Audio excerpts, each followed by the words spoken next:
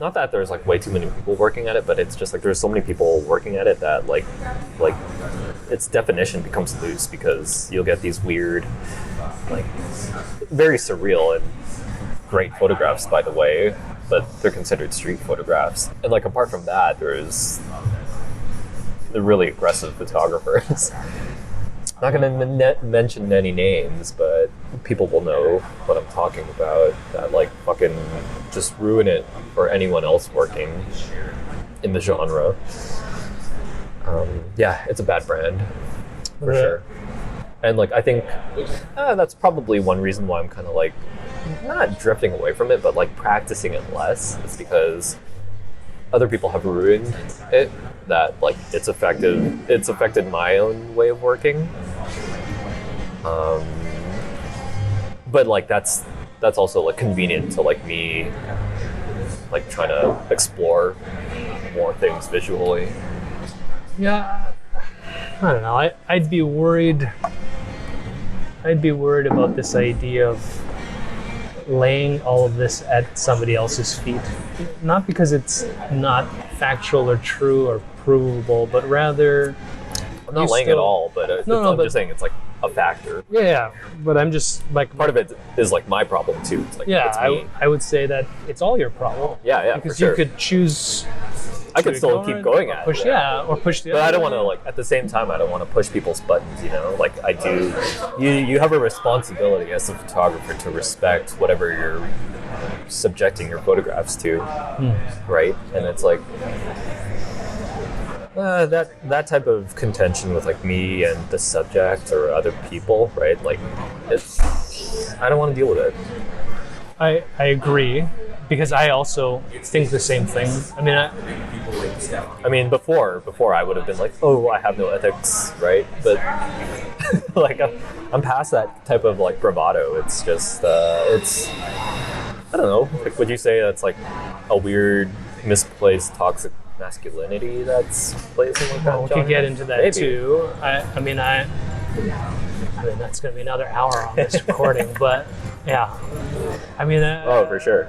Yeah, shit.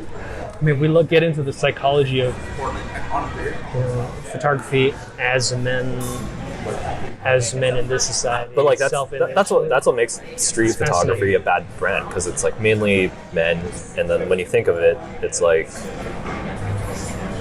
you got those aggressive photographers that like, you know, either you're 2 feet away or whatever, and like you're flashing them in the face. Then you get the creeps that you know, like shoot up women's skirts just because they happen to be on the street, right? They're like they're voyeurs in that sense.